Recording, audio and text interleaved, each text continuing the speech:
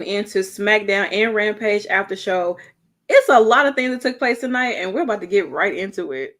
10, 9, 8, 7, 6, 5, 4, 3, 2, 1, 0.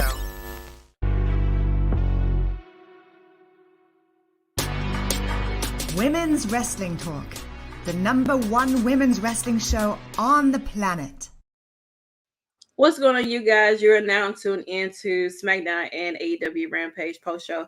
I am, of course, your ERC here, Driune Santana, one half of the only dominating tag team in women's wrestling, Star Kids the Star Shakers. And of course, I'm not alone. I'm my girl, Queen Steph Hardy of the Hardy Wrestling Podcast. Of course, a host and a writer here at Women's Wrestling Talk. And I mean, we had a lot to talk about. It's the night before Backlash. Like, hello. And I mean, of course, Rampage came on at an earlier time. So, I mean, how are you doing, Stephanie, on this Cinco de Mayo, like, celebration, for everybody who's out drinking, please get home safely, Yes. Drink responsibly, or drink like I do. Drink my flavored water and pretend like it's a sunrise or something like that, whatever. I don't know. Well, I'm doing fine. I'm a little, just a little bit tired, but outside of that, this week was kind of crazy. But either way, tonight was a really good night. It was pretty enthralling wrestling going on. So I'm doing fine, and happy Cinco de Mayo for those who celebrate and partake in all of the happiness of the holiday and what it is that you celebrate with that. So yeah, it's been a really good Friday. I'm glad it's the weekend, and this is a good way to start. Of course, we are our night before Backlash, but of course, things are, once again switched around because AEW Rampage did come on before SmackDown did. So, of course, we're going to start with AEW Rampage first, and then we'll dive into SmackDown because there's a lot of things that happen over there, and we definitely need to get into it and talk about it. So, I'll let Stephanie take it from here because she runs AEW Rampage. Yes. Now, of course, AEW Rampage came on earlier in the afternoon due to the fact that they are on TNT. They're showing the Stanley Cup Finals or the playoffs, I believe, at this point. Yeah, They got hockey going on, so they moved it again, but it's okay because we roll with the punches to get to what's real. And this episode of Rampage was definitely real. Of course, this episode of Rampage emanated from Baltimore, Maryland, which was, of course, the hometown of one of the women that we did see wrestle on this episode of Rampage, and of course the city that's up the street, or well, not up the street, but down the road a couple of miles from another wrestler who we will talk about on here, who got to wrestle in front of his family in a very beautiful and heartfelt way.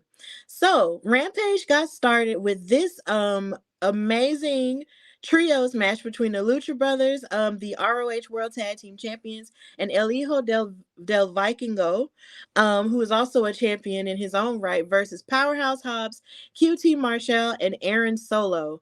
Of course, Powerhouse Hobbs is sort of still dealing with having lost the TNT title to Wardlow, which made me sad and a lot of other people sad because, of course, you want him to hold on to the title for a long period of time.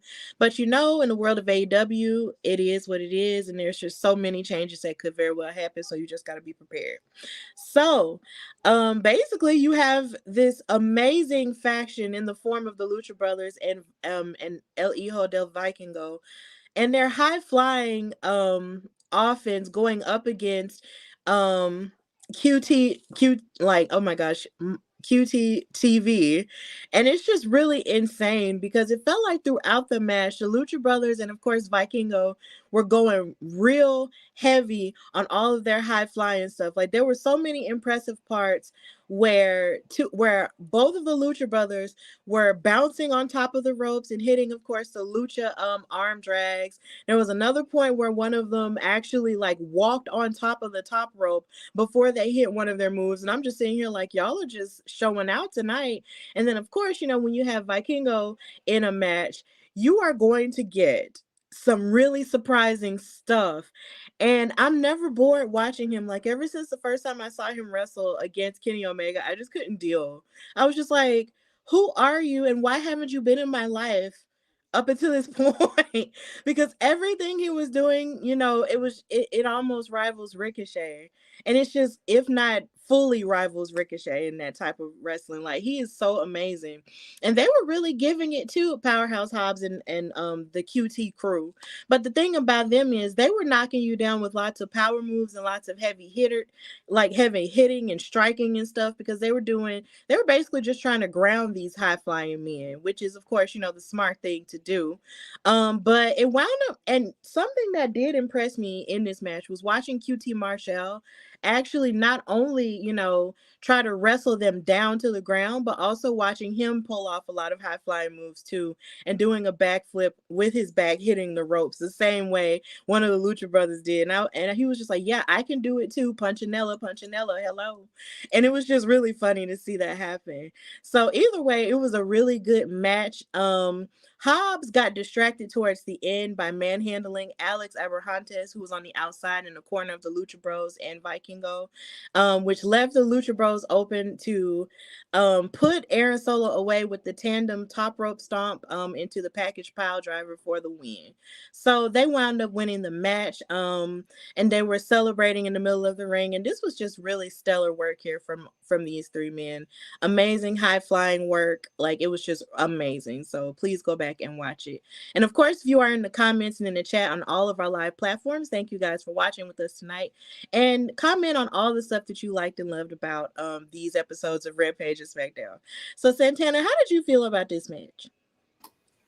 Very high flying. Of course, you have polar opposites inside of the ring, especially with QT, who's like very technical, extremely talented in his own right. Or even though I'm not like the biggest QT Marshall fan, Powerhouse Hobbs, I mean, it's right there in his name. He's a true powerhouse, and he was breaking those guys down in various different ways. And so he tried to, because when you have Penta and you got Ray and you got Vikingo, I mean, I don't even see how you can even keep up with the amount of speed that these three bring together. Thank you, JD.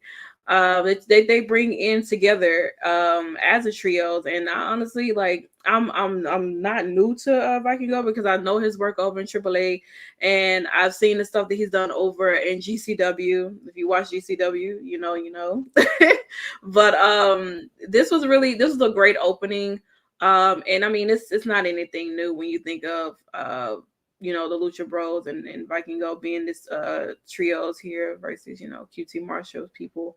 So I didn't expect less at all whatsoever. But Penta and Ray and Vikingo, they've been on a roll since they've kind of been, especially Vikingo, since kind of been making his waves over here in AEW, and I mean, of course, the Lucha Bros. I mean, you're gonna always get some flippy shit in their matches. It doesn't matter who they're in the match with. It doesn't matter. You're always going to find it. But it was a great opening. Absolutely. I agree with all of that. It was really stellar stuff going on from that team, and I can't wait to see what more they have to offer as a team.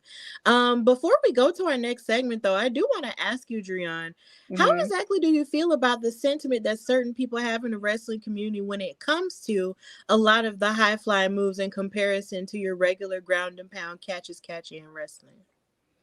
I mean, everybody is not going to wrestle the same. You cannot expect everyone to be on the ground gravel type wrestlers. You got to have some cool shit happening in the match, at least. You know what I'm saying?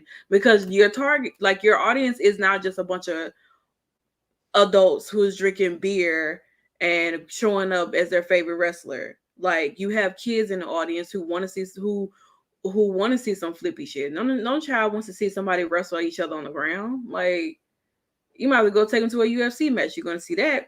But my thing is, I want a lot of people to understand that there's a variety that you have in wrestling. So if you want to just watch people like do technical shit all the time, then you may need to go to a promotion that provides just technical wrestling. I mean, I don't really know what else you guys can expect. Flippy dippy shit has been going on for years. So, like, why are y'all making a big deal of it now? I'm not understanding. So, y'all can get over it. Yeah, I just wanted to ask you because I believe, I've never really had that conversation with you before, and this match just sort of made me think about that question. I was like, let me ask her, how she feels about this, because I honestly love all of it. But what I will say is this, though, I didn't come to appreciate, the more technical components of wrestling until I got a little bit older. And it was during the feud, well, in the sparks of the feud between Rey Mysterio and Eddie, you know, and how it got started Yeah. at WrestleMania 21. And that was like my first time ever really seeing, you know, the technical component and actually liking it because I love those two. And this is when they were like the SmackDown Tag Team Champions and they were fighting each other. And I was like, oh, this is interesting. And I had never seen them fight like that before. And that was where I really got, you know, into the technical half. But I appreciate all of it. I love the high flying. Yeah, I I'm love cool the with technical stuff. It's whatever. cool. Like Yeah. I'm cool wherever. I feel like I like wrestlers who feel like they can do anything. Like if you feel Yeah. like I like versatility. If you can be a high flyer and you can be technical and you can be a powerhouse and you can be a submissionist, you can be a brawler, a striker, whatever. If you can be all of that in one, I fucks with you. I am a fan. You know what I'm saying? But I'm not gonna take away from somebody who can do flippy dippy shit because a technical person can't do it. So, or because somebody who's a powerhouse can't go over the top rope. You know what I'm saying? Like I'm cool with whatever. Like if I like you for who I like. You know what I'm saying? So like people who battle and go back and forth, everybody got their own preference. If you like people who are more technical, like a Kurt Angle, cool, because Kurt Angle is a great technical wrestler. He's breathed a lot of children. Shelton Benjamin, Charlie Haas, fucking Chad Gables. He's bred his sons, okay, who's very technical in wrestling. You know what I'm saying? So like, and you have your others who are high flyers. You have those who are powerhouse and stuff like that. So I mean, like, whatever people like is what they like, but you don't bash people for what they like because you're not feeling it. So Absolutely. Yes, I agree with that. Absolutely. So after that, we got some exclusive backstage footage. Hey, Jeffrey, we got some exclusive backstage footage of an irate MJF, who is of course the AEW world champion, getting upset that now he has to face off against the other two pillars I don't care about Transformers. for the championship at All or Nothing, and he's just really angry. And he was just cussing out the security and telling them what to do and knocking stuff over, throwing a temper tantrum, but you know, that's, you know, MJF, he's angry. Then we move forward to this segment right here with Mr. Man, Chris Jericho, getting interviewed at his locker room by Lexi Nair, and he was apologizing to Lexi for not being able to perform, and everyone else for not being able to perform his commentary duties due to Adam Cole's attack on him this past Wednesday. And he's also trying to ensure that Adam Cole will not be allowed to share the same building with him going forward. I don't know how that's gonna happen, sir, but you know, one can only hope. And then he ended the interview and then went back into his private locker room. And right as Lexi Nair was trying to thank him for his time, he just slammed the door because he really is afraid of him. And I'm just like, you ought to be afraid because you've been acting up in more ways than one. If you know, you know. But Santana, how did you feel about this segment? I mean, anybody who knows me know that Chris Jericho was my first love when it came to wrestling. Like to this day, Chris Jericho is someone who I still love to this day, despite all of his other outside BS that he be doing. I still love Chris Jericho. I'm still a fan. Will always be a fan of this man. He is literally the GOAT to me. You know what I'm saying? So like, and even with Adam Cole, like if anybody also knows, there is outside of like amongst a group of friends that I have, we do have our own Undisputed Era. Can you figure out who is Adam Cole? It's me. I am the Adam Cole of that group. Because Wow. I mean, it's pretty obvious. Hello, but these are people that I do like. I am a fan of Adam Cole. I am a fan of Chris Jericho. So whenever there comes a time where these two actually do have the moment to step into the ring, where Chris Jericho is not running into the back or having my guy Daniel Garcia come out and fight for him, or the two guys that or the three guys that say I can totally give a fuck about, and they know exactly who they are. But the only people I care about in Jericho Appreciation Society is Anna Jay, Jericho, and Garcia. That's it. Them other people, y'all can say where y'all at. I can care less. But I don't know. Whatever happens between, Jericho and Adam, it probably is gonna go. It needs to go to Double or Nothing. It's obvious that it could go there. So y'all might as well go ahead and put that in the works anyway. Yeah, either that or, All In. You just never really know because, they got two big stuff cooking Two big events cooking in the oven, so you know it's gonna be interesting. But Chris Jericho might really need to keep his head on the swivel because I'm sure Adam Cole gonna find him some type of way and jump on him, and it's gonna be interesting. So yeah, leading into this match with Jade Cargill, they showed what happened 2 weeks ago when Jade and Taya Valkyrie fought each other for the TBS championship, and how, of course, you know, Taya couldn't use the Road to Valhalla slash Jaded, and because this frustrated Taya, and you know, after she lost her match, she put her hands on Aubrey Edwards, who was a friend of the Hardy Wrestle podcast, and she is now suspended. So Taya's gone, you know, for now, for the foreseeable future, but you never know, she might pop back up. But in the meantime, in between time, we have TBS champion Jade Cargill in action, fighting someone who is one of my favorite women that I've had the pleasure of meeting and calling action for as a commentator, Gia Scott, the greatest damn woman, who is from Baltimore, Maryland. So she got to fight in her hometown on Rampage and make her Rampage debut. So shout out to Gia Scott. You are Black Girl Magic. Jade is Black Girl Magic. I was happy until this match was short. Because this is women's wrestling talk, so we got to get into it, okay? This match was so short. And this match was really short, and it was almost like Gia really didn't get that much offense in on Jade. Jade basically, you know, knocked her down and hit her, and then hit her with the Jaded, and then won the match, and then held up her title. You know, she was announced as the winner, and she is, of course, now 57-0. And it's almost to the point where even after the match was over, she was talking about, you know, there is nobody else. Like, you know, who else you got for me? There really is nobody else at this point. So she was celebrating. Layla Gray was celebrating. This is where we're at now.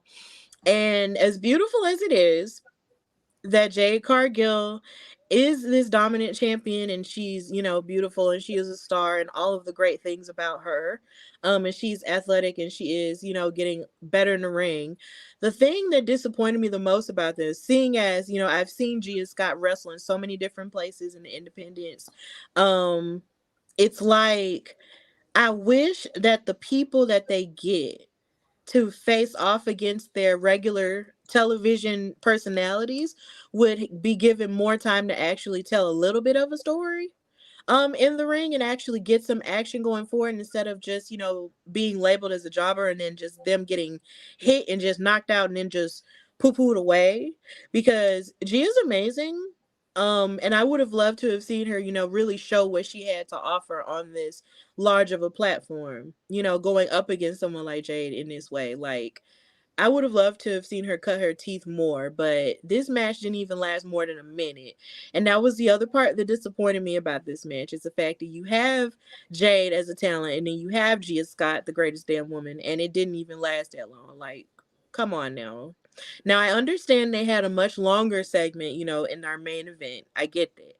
And, you know, things have to be cut because this was just an hour. But at the same time, it's just like, the women deserve more time. And definitely these Black women deserve more time, too.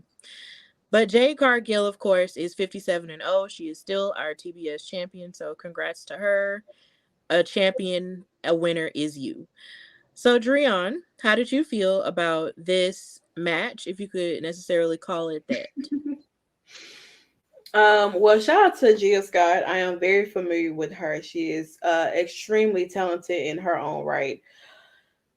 You know, I thought this match was gonna go a little bit different. I thought maybe Gia would have gotten some offense, but it's like she dodged a shot from Jade, and then a kick.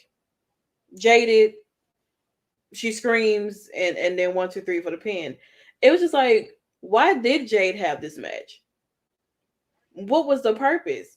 Y'all could have just let her cut a backstage segment or something, or whatever. But it's like, okay, it's like my issue that I have when it comes with Jade's reign is the fact that when she gets her like super big opponents, they do a little something. But when she got somebody who's been on Dark or something, and they come in and they do like a match or whatever, it's pretty short. It's straight to the point. It's simple. It's just anything just to add another win to her reign.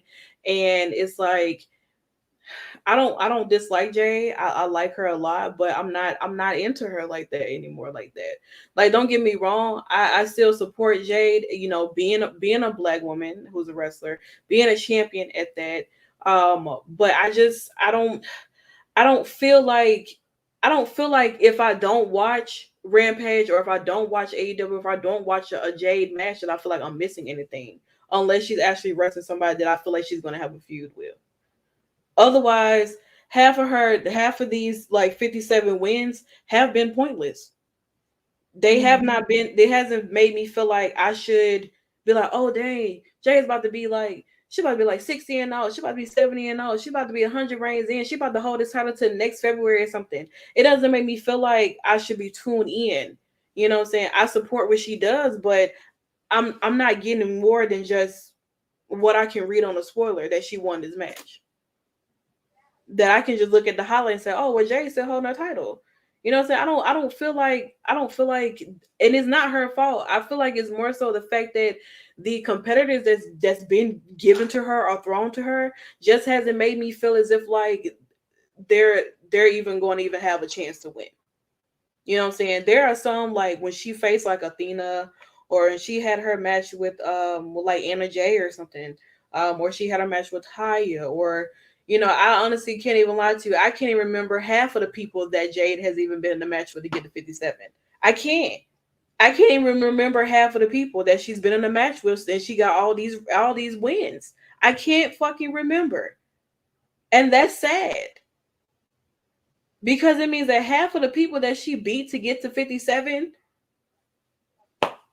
it doesn't even matter.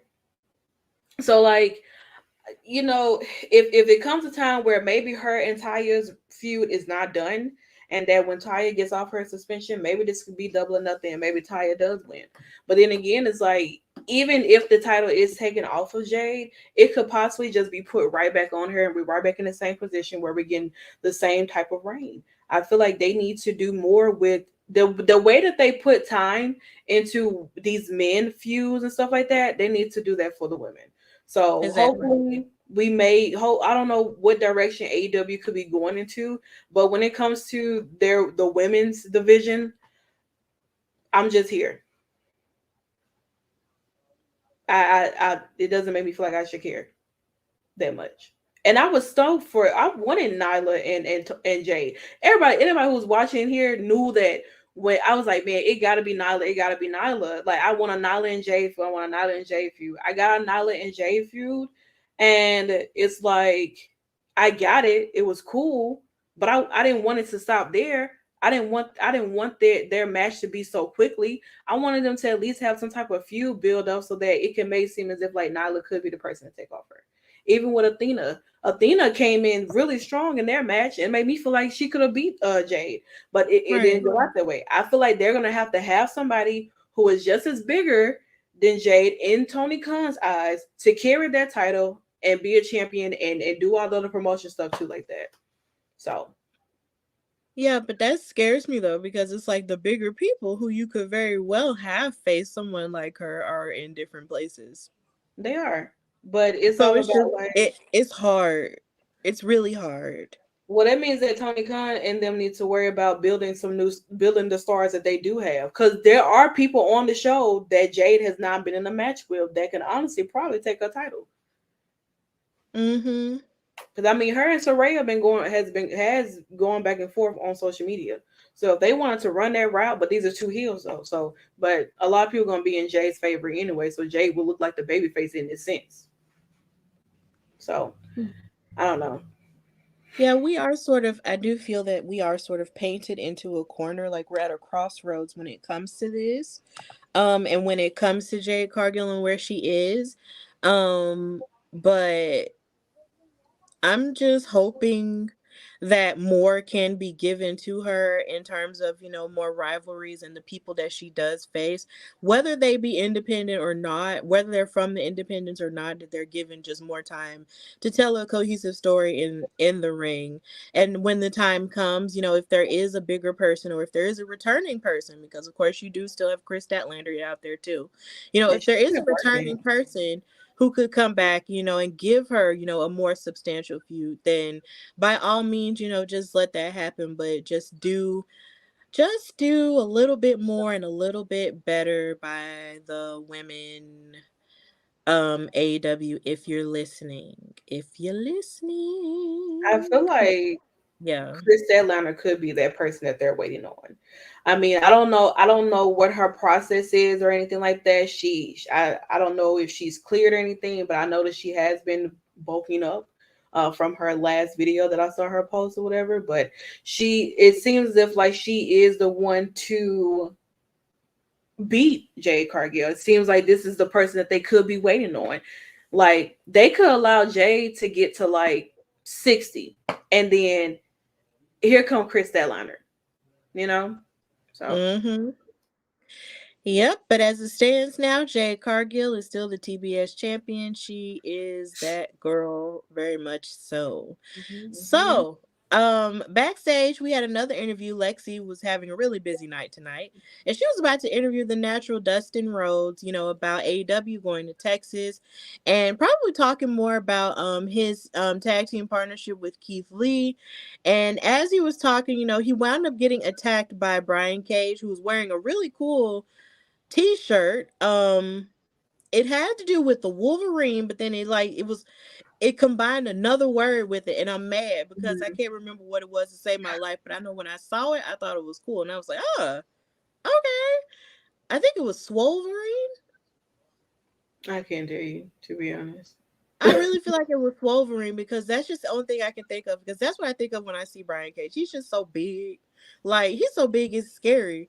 But either way, he attacked him, and then he stepped on Dustin Rose's neck. And then you heard Prince Nana in the back, talking his smack and everything. And then, of course, you have Mr. Swerve Strickland pop up and took off his mask and talk about the mogul embassy and how they're essentially just going to destroy Dustin, and how he was just like, "Oh, you thought we were finished with our little rivalry? Nah, we ain't through." But then just when they were getting ready to attack him some more, guess who strolls up behind them? Keith Lee. And Keith Lee cussed them out, and he was real mad about them attacking him. So now you don't want to fight now that I'm here. Yeah, it's pretty interesting stuff going on here between them. So we are getting that war at some point. They haven't made any announcements yet as to when they're going to fight each other, but it's going to be interesting. So, San, how did you feel about this segment? They can wrap this up Okay. today. Okay. I'm sick of them. I am. I'm sick of all of it. This is what I mean when y'all have time to drag out shit like this, but y'all want to short the women stuff. And I don't have no interest. None. Y'all showing out the women stuff, but y'all giving me this. No. No, ma'am. Mm-mm.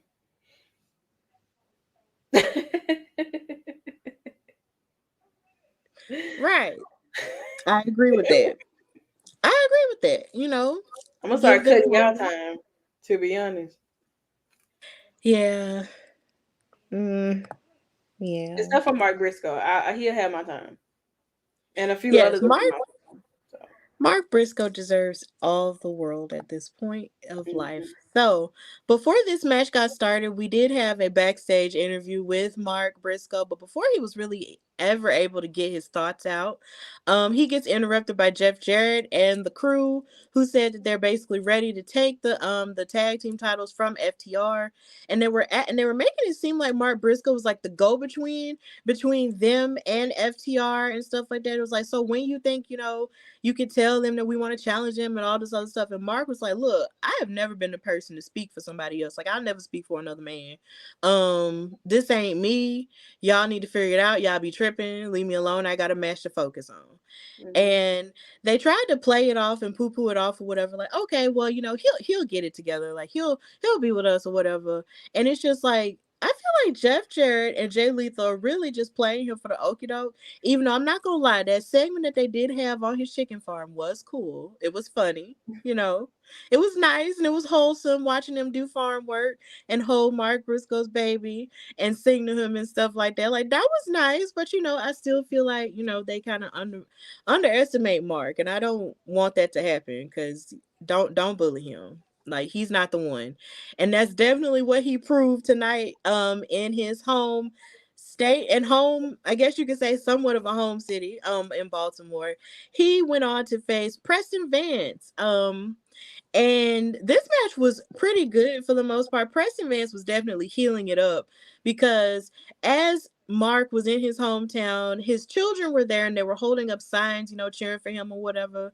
And Preston Vance ripped the sign up out of the child's hand. And I was just sitting here like, you just hate kids. If you hate kids, then just say that. Because you was making fun of negative one, you stole the child sign and ripped it up in front of them, in front of their dad. Like, you just hate children. And I'm gonna need for you to take that hate and put it somewhere else in therapy or something. Babies don't deserve that at wrestling shows. They don't, okay? They come there to have fun. But either way, I understand the point. Either way, this made Mark Briscoe real mad, and he proceeded to pummel on Preston throughout the whole thing. He even pulled out a couple of steel chairs and sat Preston Vance on it. But then every time he went for, it felt like every other time until like maybe the end of the match, he tried to do something innovative with the chair. Preston Vance would move out the way and just, let him crash into the chair. Like, it was one spot where he flipped over and then he hit the chair and it looked real painful. I was like, oh, Mark, ow, my back, help. But they were trading blows in the middle of the ring, even on the outside. But then Mark ultimately put Vance down with a lariat, and then finally he was able to beat him with the Jade Driller, of course, paying tribute to Jay Briscoe. So Mark Briscoe won the match, and as he won the match, the crowd celebrated with him, and then he brought in his children over the barricade, and I believe the woman who could have been his mom, I'm not exactly sure. She looked like she could have been, the kid's grandma. I'm not sure. No disrespect. But they were all hugging on him, telling him he did a good job and stuff like that. So that was really nice to see everybody cheering him on and loving on him, since he won this match in his hometown. And, of course, them showing the family a whole lot of love. So this was nice and it's very heartwarming. So, Driune, how did you feel about this match? And how do you feel about the trajectory of Mark Briscoe now as he's affiliated with Jeff Jarrett and them? And yeah, how do you feel about this? I feel like with the whole Jeff Jarrett thing, I think they're trying to linger on to fill the void of Jade not being here anymore for Mark. And I feel like the only thing they're doing is really just taking advantage of his vulnerability right now, to be honest. I would have to say. But within this match here, I thought it was pretty cool. Haven't seen the Preston Vance in a while. I kind of forgot that he was even a part of AEW because he hasn't been on the screens at all whatsoever in a very, very long time. So I feel like this match was a little bit random because it's just putting, Mark in a match against someone like Preston who hasn't been around. Despite him ripping up the kid signs and stuff like that, it's nice to see that Mark is still able to have these matches, with the family being there to watch him and support him along the way as he, goes on to being this singles run competitor that he has not even really truly been in, because he always been in a tag with his brother. So like it was cool to see. I mean, it's not much I can really dive into and say, but it was nice. I think it's always nice to see Mark. It's always nice to see the family and stuff. And I think that eventually what the ending of this would be is probably Jeff Jarrett and all the people turning on Mark, and then Mark finding some old friends, real friends of his, preferably maybe in Ring of Honor, that could come and assist him in any kind of way. But I don't know, it was cool to see. Yeah, it was. And you touched on a really good point there. They're sort of playing on his vulnerabilities. You are absolutely right. Like, he is in a very vulnerable place in his life. And even during this segment backstage before this match got started, it low-key felt like they were trying to like pull like some tag team knowledge out of him that of course somebody like him would have, because he's a tag team specialist. But my thing is, like, you shouldn't just be using him, for his knowledge and for, you know, his know-how to try to get into the head of your opponents. My thing is, if you really think you that big and bad, you need to challenge the FTR yourself, because FTR are not people that's going to run away from a fight. They run straight to the fights. Okay. So I feel like if you really want to challenge them, and if you really want to, you know, see who has, you know, the biggest dog in the yard, you need to challenge them yourselves and not try to, you know, have a middleman to do it. It's low key given like how you try to send somebody to talk to somebody you interested in or got a crush on. No, put on your big girl or your big boy, you know, britches and do it yourself. So yeah, trying to get, you know, him to do it, Mark to do it, like let Mark, you know, be on his own journey. But either way, that's what happened. So we did get another promo. We did get this promo from the women, and it was between Anna Jay and Julia Hart. And I enjoyed this because Julia Hart popped up out of nowhere, out of the dark, and I was like, "Oh, girl, where did you come from?" But but she was up there talking about, you know, her and Anna Jay's friendship, of course, when they got their career started in AEW. This is when Julia Hart was the happy peppy cheerleader, who I'm more than sure would be best friends with Randy Rara from Wow Superheroes, before she transitioned into the darkness with the House of Black. And, you know, they talked about how they were, you know, best friends together, but Anna Jay was pissed at her. She was like, "You spit this black mist in my face. You did this to me," because she still has the streaks on her face and stuff. And they challenged each other to a no holds barred match on Dynamite next Wednesday. And she said, "I'm going to kill you, you spooky B word." So yeah, I'm looking forward to this because I just love it. Anytime the women get to participate in a stipulation match like this for no holds bar, I'm ready for this. So I actually will watch this next week. So Sam, how did you feel about this promo? I like I said, I care for Anna Jay. I like Anna Jay. Had the opportunity to, you know, interview her last year along with TK and Mika, one of the Dynamite dolls over who hosts AEW Dynamite, and also Turnbuckle Glam Crew. But with Anna, I love what I like about this is the fact that they are the details of the makeup on her face that show that there's still black mist on here. It's just slowly going away, just in various different ways. And this is what I mean by you can't just do one storyline for women and then forget that you have a champion that actually is storyline too. Like, don't get me wrong, I don't mind Anna Jay and Julia Hart continuing to have a feud after, you know, they have had multiple matches with each other, and maybe this is the end goal for it, where they, you know, end up having their own, you know, into their story with their match on Wednesday. I just wish that it would happen for the other women as well. You know, show some appreciation to Jade too. You know what I'm saying? But I don't have an issue with it. I'm eager to see how this match is gonna go on Wednesday between those two. The previous match that they did have together was really, really good. I thoroughly enjoyed it. I do agree. Anna Jay is building her own career. I know at some point when her and Ty Mello were a tag team together, and then eventually Ty branched off to, you know, be with Sammy, and then it kind of left Anna Jay kind of in the, you know, the shadows a little bit, and everybody thought that, oh well, you know, Anna was just going to be in the shadows of Tay, and it's definitely the total opposite right now, because Anna is really truly becoming a star within her own right, and she's starting to grow. She's a great talent in the ring. She's a great talker, so she's really, really diving and developing her true self, and I love that for her. Yeah, I love it for her too, but you know, I just thought about something. You mentioned the part about how the mist is sort of going away off of her face little by little. I wonder, since the mist is sort of wiping its way, you know, and away from her face, does that mean she could turn over a new leaf once the mist is gone, or will she still be, you know, Anna JAS and evil? I mean, we have to kind of find out what happens when the mist is gone. After the mist is gone. Shout out to Earth, Wind, and Fire. I couldn't help it. I'm silly. But they did, of course, announce that there will be a trios title match between the House of Black and Bandito and Best Friends, and a match between Claudia Castagnoli and Ray Phoenix in a double Jeopardy match next week. So they made a couple of announcements there. And then, of course, next week on Dynamite, they will be main eventing with Kenny Omega and John Moxley in a cage. So That's going to be really interesting.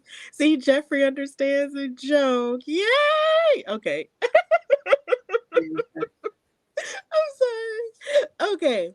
So now we get to the really cool part of the night where we talk about the firm deletion at the Hardy compound. And of course I have on my Hardy necklace because I'm a Hardy. We're all Hardys. The Hardys will live forever. This is what's going on, okay? Yes. So um Stokely and the crew with Big Bill and oh my gosh, why am I blanking on his I'm going name? to leave Moriarty Lee and Moriarty Sophie and Ethan Page. and Ethan. Thank you. Why was I finna call him Adam Page?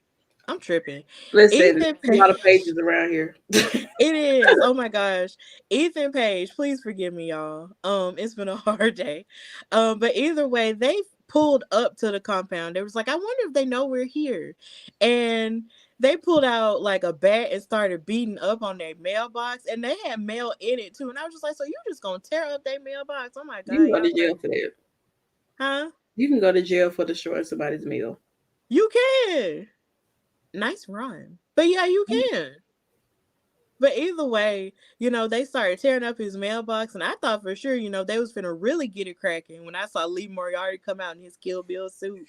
And then you said Stokely, who I feel like was probably the MVP of the whole night, coming out in his Nation of Domination outfit. Like, it was just really, really funny. And of course, they got met at the door or at the gate, with the drone that welcomed them in and called them rude AF. And then they had Matt Hardy's face flash up there. But just as soon as it flashed up there, it blinded them with a light. And then eventually it became dark because, time and space really doesn't have any like constraints on the Hardy compound because, we're magical. So that happened. It got dark, and then everybody couldn't see at one point, but then all the fighting got started. It was just really amazing. Stokely couldn't see at one point, but then everybody started fighting in the woods. Matt Hardy came out with his fluffy hair again, so that's how it's about to go down. They were fighting all over the woods, fighting with sticks, fighting with wood. Big Bill was running Jeff Hardy and Matt Hardy into the trees, like, and Isaiah Kennedy into the trees. Like, it was just some really crazy stuff going on. Like, I enjoyed every inch of it, except the only thing that would take me out of it sometimes was as they were commentating it, and I was just like, I would really love it if y'all would just let them fight and not, like, y'all really don't have to say anything, because when Matt Hardy did this once before with Bray Wyatt, like, there was no talking. Like, it was complete silence. Even with like Undertaker and fucking AJ Styles, complete silence. Like, there was no commentary. And yeah, it just kind of took me out of it. I was just like, you can leave the commentary out of it and just let them, tell the story in the cinematic thing. Like, we're going to get it because we're used to seeing stuff like this, So either way, it was still good though. Like, there was one funny part where Matt Hardy was shooting fireworks at them and sparklers at them, and then Hook finally got up because he looked like he was asleep on the tree trunk. He finally got up off the ground and started shooting with him too, with his nonchalant butt. Like, it was hysterical. But then they were also slamming each other through tables. There was one point where I thought Isaiah was just not gonna make it back, but then he did come back dressed up in a whole new outfit. And then Matt Hardy called him orgasmic. And if you know, that was just hilarious. And then he basically like pulled like he hit a swanton onto the table on one of the guys, and I was just like, man, this is crazy. Like, it was just really good. And then they finally got to the gym and they started fighting in there. And this was one part where that definitely intrigued me.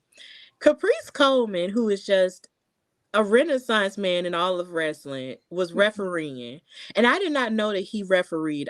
The first time I heard him on commentary for ROH.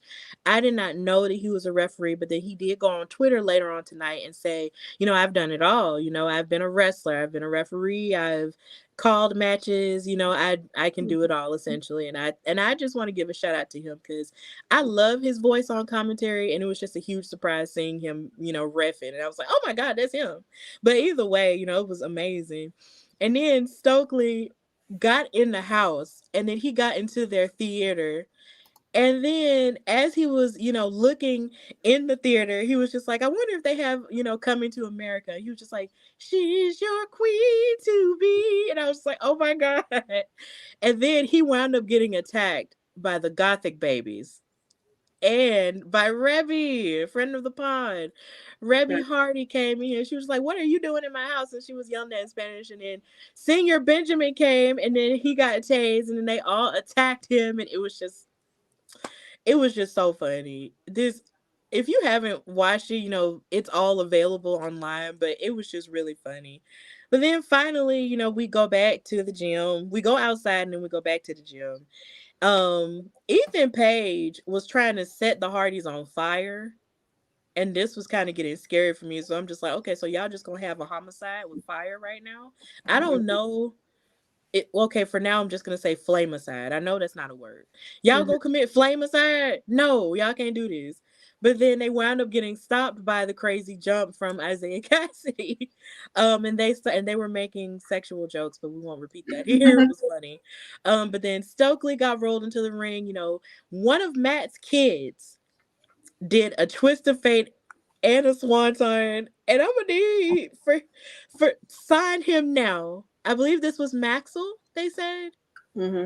Yes, sign Maxwell now, okay? Because he was feeling it when he jumped up on the ropes and did the flip and everything.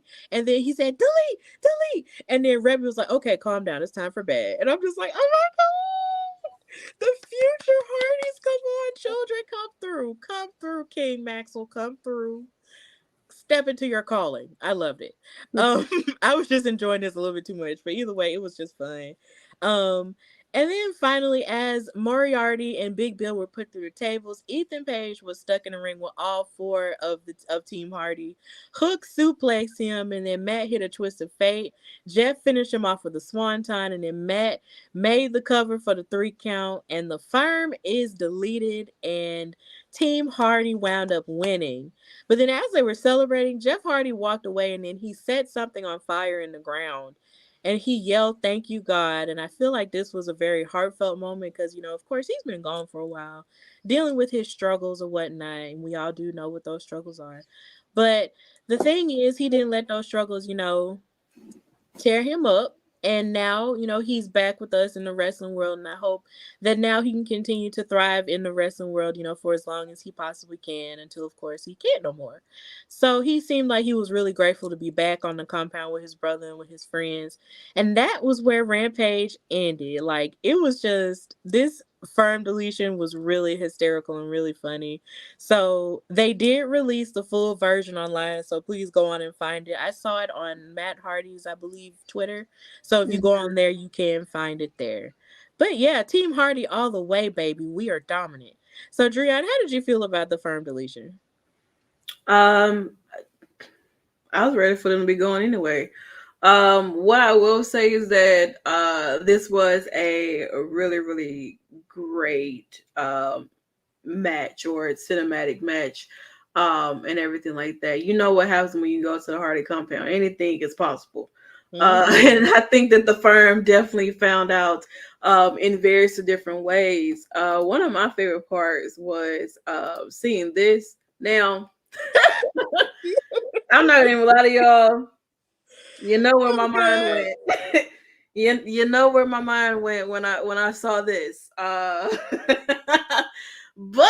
what I will say is that yeah, it was all right. But nonetheless, though, this was really nice. This is probably like what I would say like my favorite part of Rampage. And I know I'm not the biggest Rampage type person anyway. This is definitely Edge all over again. So yeah, I'm just here for all of this, to be honest. From seeing Rebby, like, and seeing Maxwell come in, it was like doing, the flip and everything. I thought it was so cool, so cute. And then, Stokely being exactly who he is, a pain in the ass and getting tased and getting jumped. How you get beat up by some kids? Like, this is like what, the babysitter or something type situation with him. But and even having Isaiah Cassidy look like he's straight out of a Jagged Edge music video. Yes. it was really cool. So I definitely enjoyed all of this, and it was nice seeing Jeff being back in the ring and everything like that too, and just seeing all of this too. I thoroughly enjoyed everything about it. So yeah.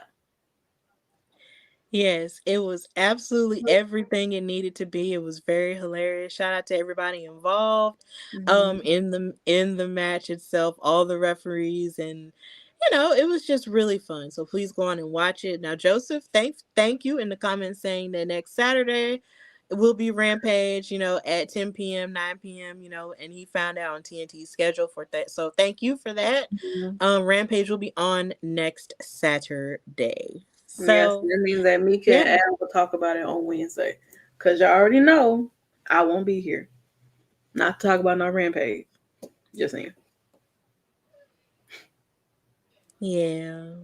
So yeah, that's it. That's it for my half. And now we're just gonna transition into the SmackDown side of the street.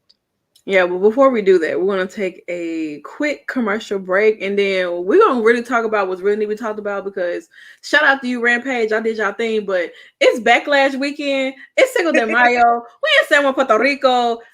Fuck all that. We're gonna play this commercial first, and then we're gonna get into SmackDown the night before Backlash, because I'm stressed. Y'all already know it. Hey peeps, TK Trinidad here, boss lady of Women's Wrestling Talk. And I want to say thank you so much for watching, because you've got millions of options. Plus, you don't have to worry about sharing your password to check us out. But while you're here, hopefully we have so many more shows to watch, like Turnbuckle Glam, Raw Post-Show, WOW Post-Show, AEW Dynamite Post-Show, Women's Wrestling Army Post-Show, NXT Post-Show, Impact Wrestling Post-Show, AEW Rampage and SmackDown Live Post-Show, On the Scroll, ROH Post-Show, WWT Live, plus all of our interviews with the hottest women's wrestlers in the game. Make sure that you like, comment, and subscribe. Check out our website at www.talkpod.com and follow us on all social media platforms at www.talkpod, and make sure to spread the word. That means send this to the group chat. Yes, even the person with the green bubble. Thanks again so much for watching Women's Wrestling Talk, the #1 women's wrestling show on the planet. Ciao for now. All right, so y'all already know why we're here. You know exactly what we're going to talk about. But I think y'all should hear from somebody else. Just saying, I think y'all should hear from Cody Rhodes, okay? Because we are in San Juan, Puerto Rico. It is the night of Backlash, day before Backlash. I am extremely, extremely excited. You guys didn't watch the press conference earlier today. You definitely need to go back and watch it, because I was stressed even more. Like I'm gonna be so stressed until the end of Backlash tomorrow, and then I'm gonna be even more stressed because of the post show happening. And I will definitely be on there. Nikki's gonna be on there. We're gonna discuss Backlash. And I mean, like, it's a lot that took place tonight. I mean, I'm excited in various of different ways. So let's really go ahead and dive into SmackDown.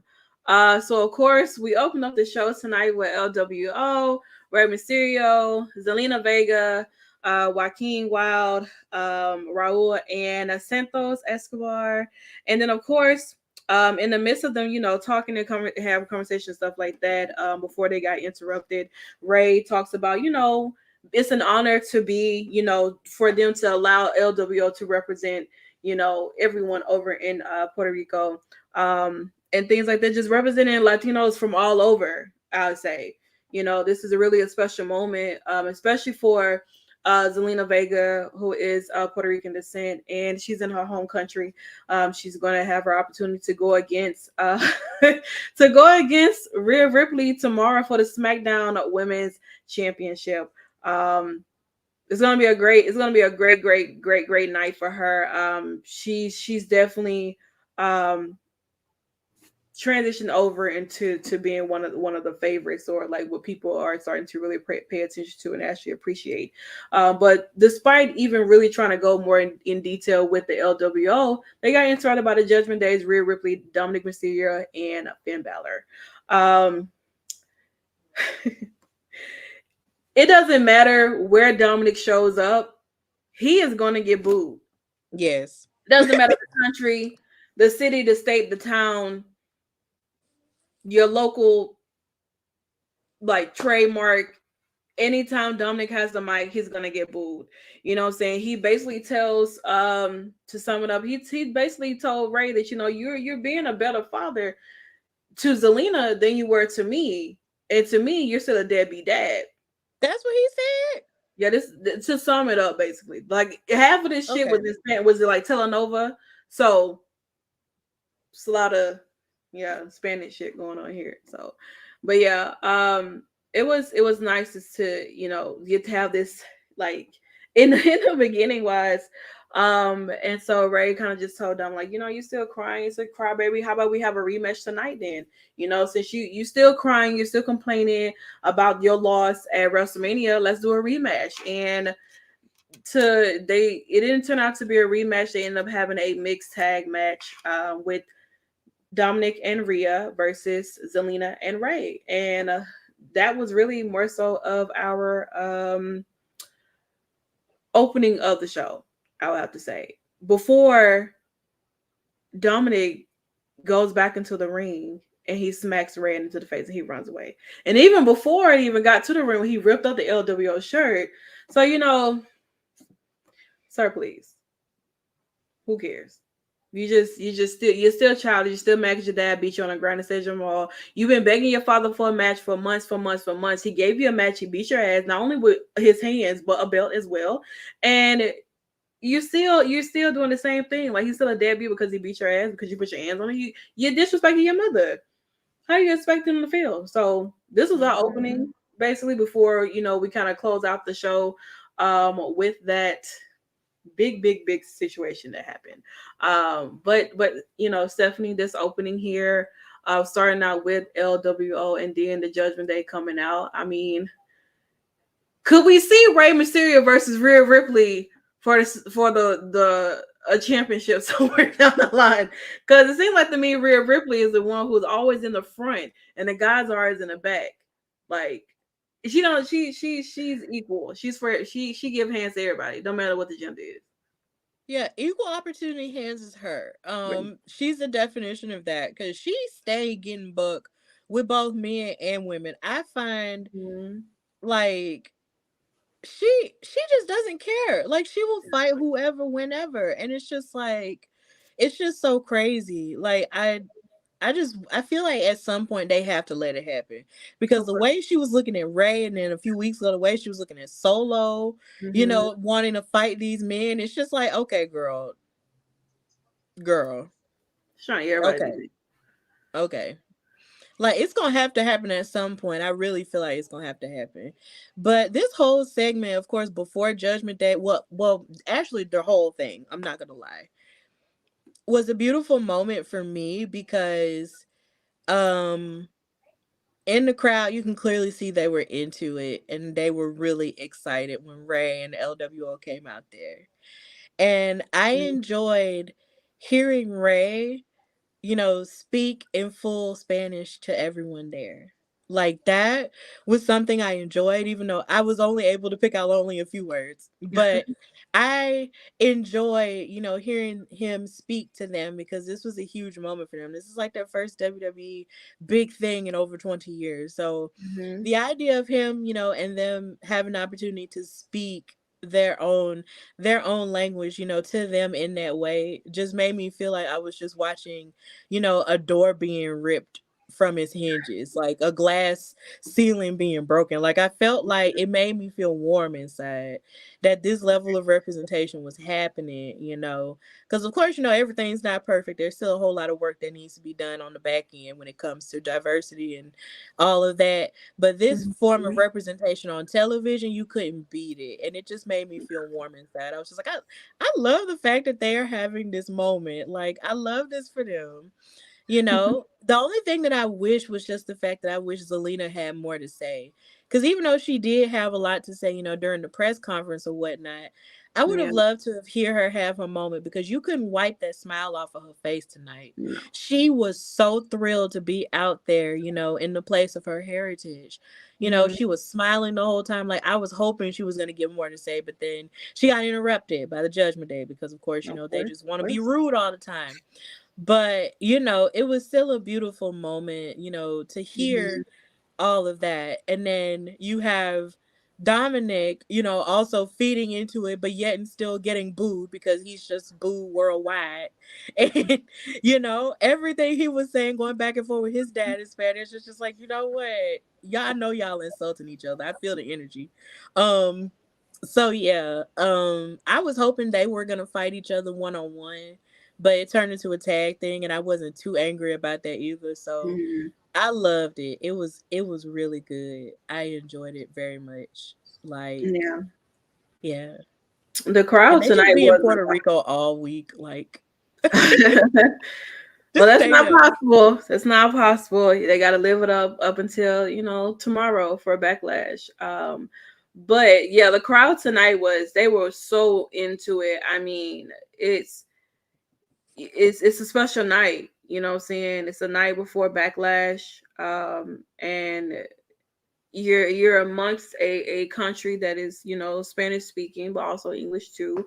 You have like some of your top Spanish speaking stars being out there, as well, and everything like that. So yeah, Finn is holding that title, that women's title, like Paul Heyman. Like he was. Hey, listen, he was. He looked cute with it. But yeah, so even they did it so special. Like they had a special ramp set up for SmackDown tonight. So it kind of has me very eager to see like what's to expect for like the Backlash setup. Like what are y'all gonna do differently? Despite the whole nice little setup you guys gave for the arena tonight. So unless it's gonna be like how it is for tomorrow, I don't mind it. I'm cool, whatever. But first, let's dive into our first match of the night. We had the Viking Raiders versus Gallows and Anderson, of course, celebrating 10 years of the Bullet Club on Wednesday, you guys. Like, Bullet Club all day, still fuck David Finlay. Y'all know how I feel, point blank period. We're not gonna get into it. But yeah, so they had this match here. Mia Yim looked absolutely gorgeous as hell. Her and AJ with their matching blues on and stuff. And like, it was everything. It's so nice to see AJ Styles back. He grown the beard out. He got the hair. AJ Styles the home. Like, SmackDown's the home of AJ Styles. No lie. Like, this is his brand here. Is the blue brand. But with this match here, it was really cool. I thoroughly enjoyed it. The Viking Raiders are extremely talented within their own right. And it's nice to see Gallows and Anderson back into the ring, wrestling and stuff like that too. And nice to see the whole OC out here. The crowd was hot for them. You see those two sweet hand signs up in the air and stuff. So it was really good. But the OC came out with the victory, of course. I would not expect anything other than that. Despite the Viking Raiders honestly starting some mess with them first. And they just finished it out. Maybe we'll have Michin or Mia Yim versus Valhalla. Who really knows? Because Valhalla has not wrestled. She only wrestled one match since she's been back, since she's been here, and that was about it. So I don't know. I'm interested to see what happens. But what do you think about this match here, Stephanie, and seeing the whole OC back together again? I thought this match was pretty good. I enjoyed it very much. I loved that not Carl Anderson. I love that Luke Gallows was getting a lot of love from the crowd when he was in the ring. Like, they were yelling for him and screaming at him and everything. And I was just like, for every move he did, they kept yelling for him. And I was just like, oh my God, look at you getting this moment. And then Mia was just being dominant the whole time. And every time Valhalla tried to get her shenanigans off, Mia was like, no ma'am. And then she kicked her in the face. And I was like, yes! It was really cool. But something that I did love was the fact that AJ Styles was on commentary, throughout the match. And he was stating his intentions, for the world heavyweight title, which is, a new thing that's going to be taking place over the next couple of days with the tournament leading up to Night of Champions, and him talking about, you know, how he wants to be champion, and also talking about how long he's been gone. Like, he said this was the longest he has ever been inactive in his 23 years of his career. And I was just like, God dang, like, when you sit down and think about how long AJ Styles has been active in wrestling, and to think that he is still on his A game even now, it's a blessing. Yeah. You know, like, he was one of the, wasn't he one of the founding members of the Bullet Club? Sorta. He's just like a leader, honestly. Yeah. Sorta, but not necessarily. But he was sorta was. Yeah, so you think about that, and you think about Bullet Club being around for 10 years, you know, in his career, you know, and how that happened and coalesced with it. It's just insane, you know. But he definitely has his eyes on the prize. He definitely wants to possibly qualify to win that title. So he wants to, you know, just bring more excellence to the OC. So it's great. And it was really great to see them win that match on top of that. And he was celebrating on commentary and everything.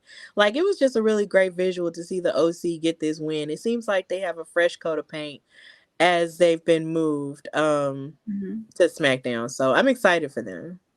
Yeah, speaking of visual, that drone shot that they had in the beginning of SmackDown, kind of going through the lobby and going into the arena and stuff. It was a really nice, dope shot, and everything like that too, though. So it was really cool. So I enjoyed it.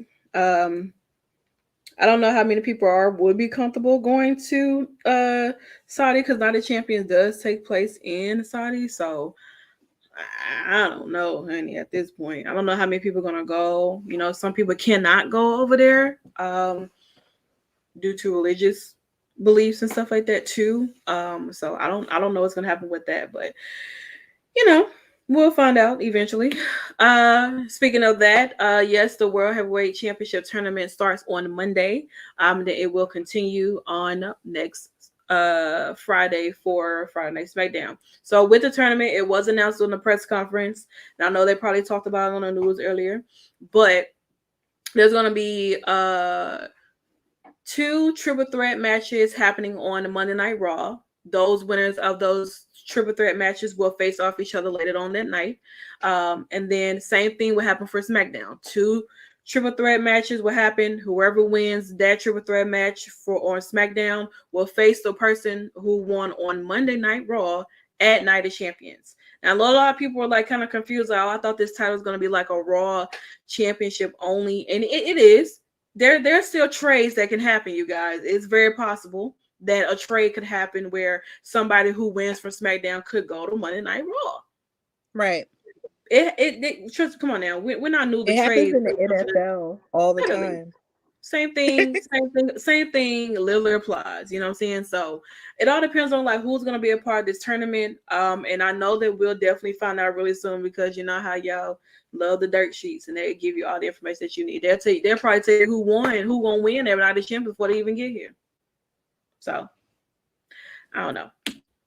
But so of course, Bianca BelAir, is here at WWE, your current Raw Women's Champion, and currently tied with Becky Lynch at 398 days as to possibly become the longest reigning Raw Women's Champion tomorrow if she gets through IYO SKY.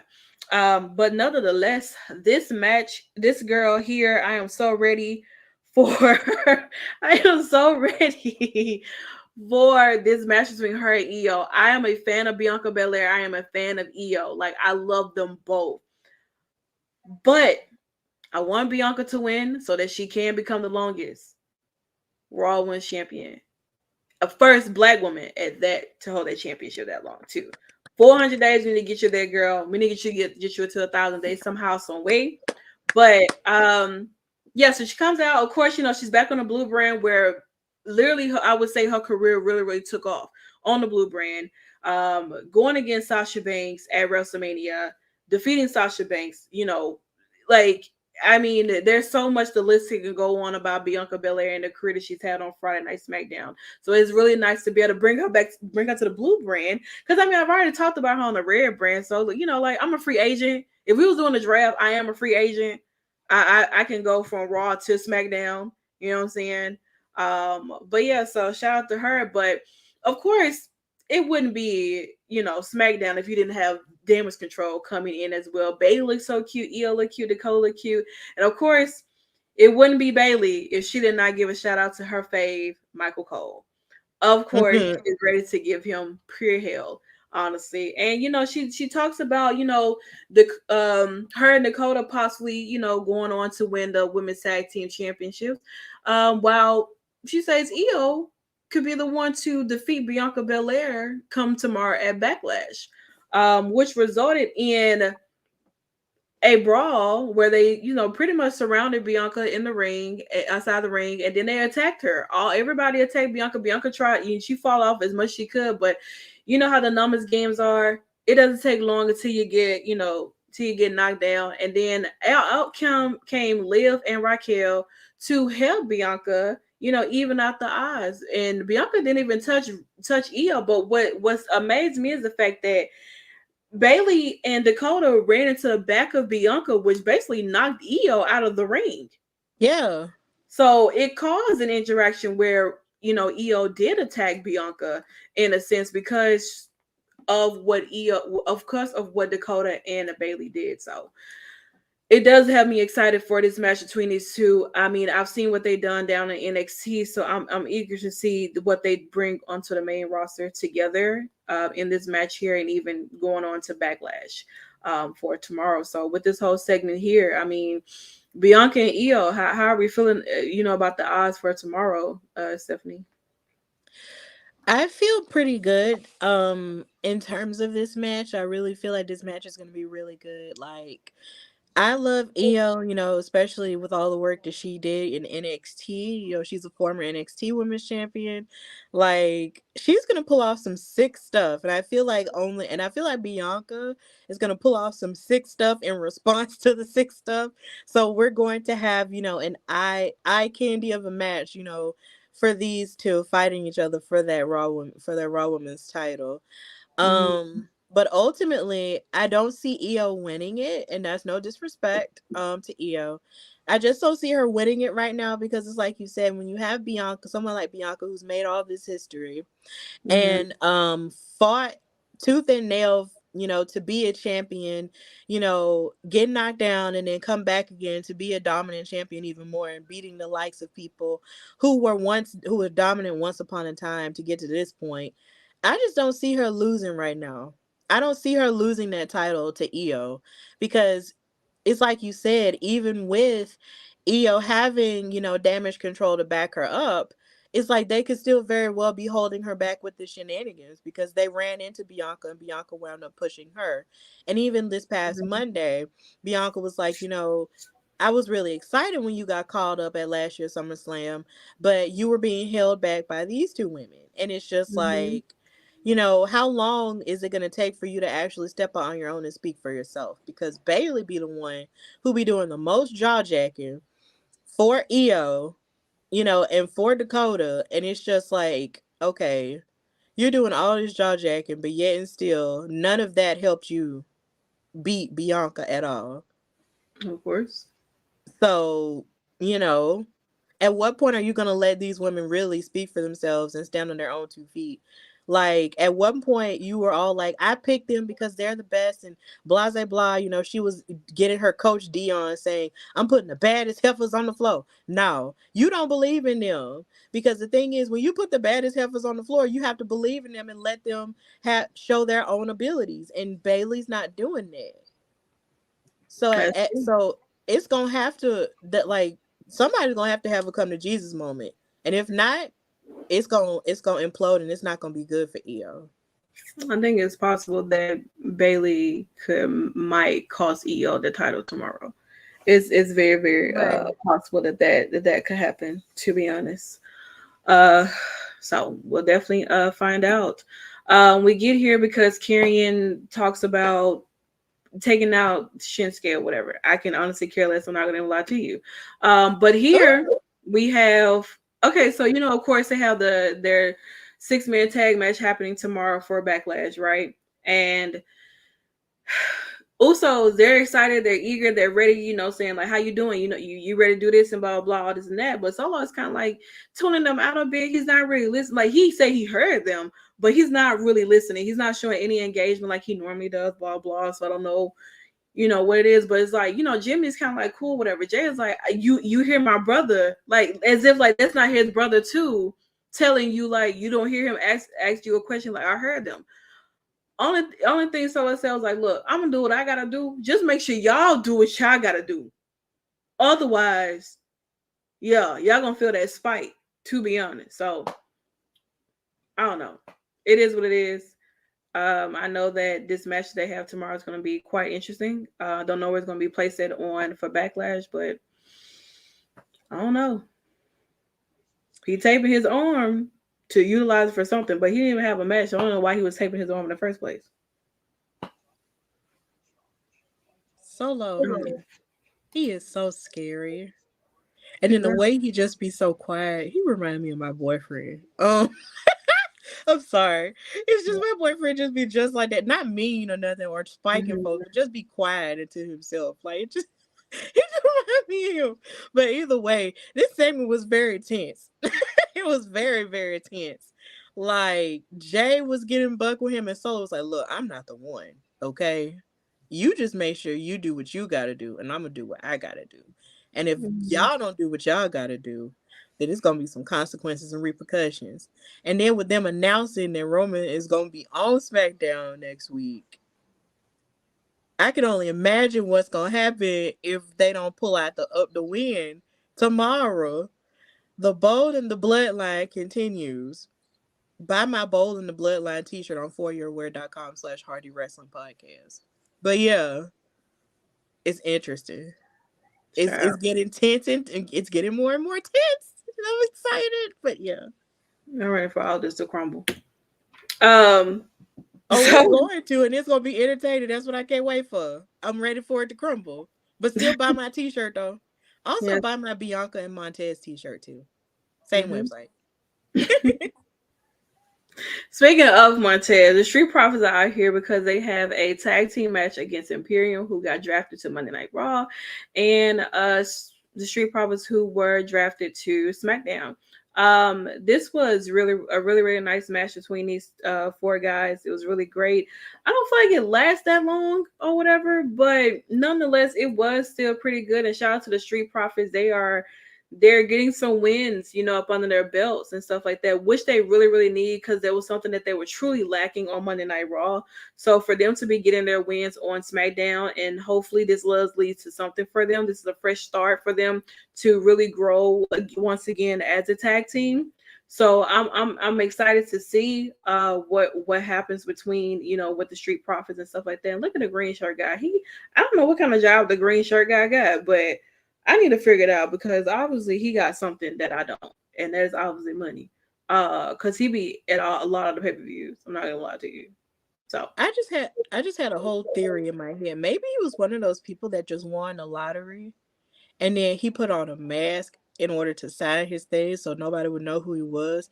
And then he was a big wrestling fan, so after he took the mask, after he, you know, came out of the mask, he decided to live his life and his passion by going to all the wrestling shows that he's always wanted to go to. And now here we are. Yeah, I don't believe none of that. You don't believe he could have won the lottery? Absolutely not. No. People win all the time. Yeah, but not him. But yeah, Street Profits won. They're sending Imperium back into Monday Night Raw, and that's on that. We want the smoke. I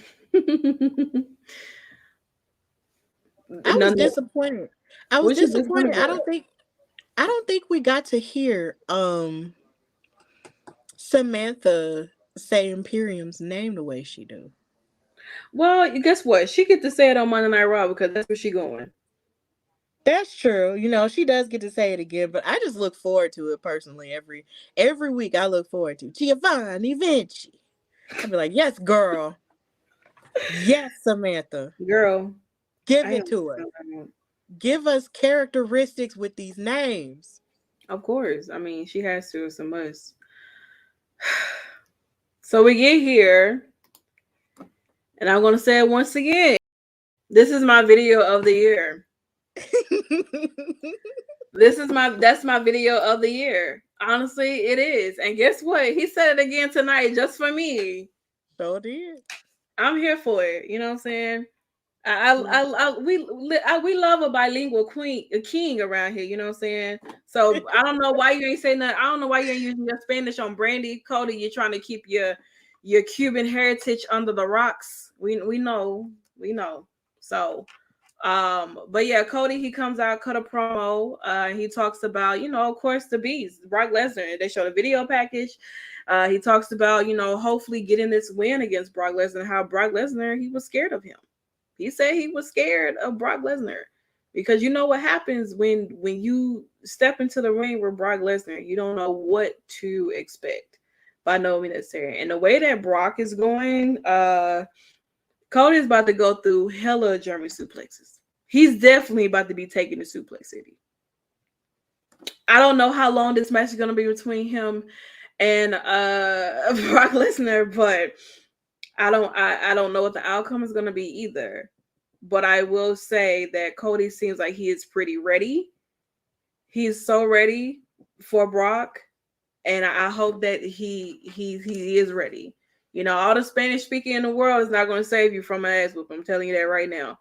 So, Cody, I hope you're ready. That's all I got to say. So, he don't want. Yeah, I don't think so either. I don't know. I feel like Cody could just pick up a microphone, and he is so charismatic that he could run for president today and have a good chance. He'll have all the votes, I'll tell you that much. He definitely would. He definitely would. All he got to do is give a belt to a child and at a convention, and that's it.